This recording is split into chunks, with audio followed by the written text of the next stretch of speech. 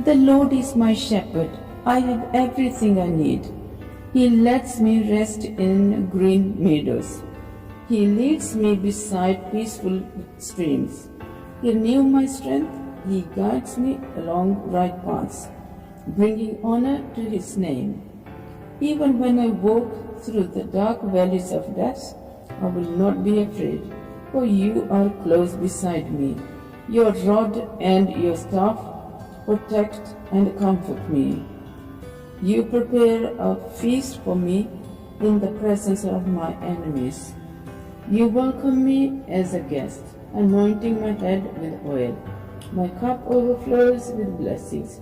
Surely your goodness and unfailing love will pursue me all the days of my life, and I will live in the house of the Lord forever. Amen. Praise the Lord.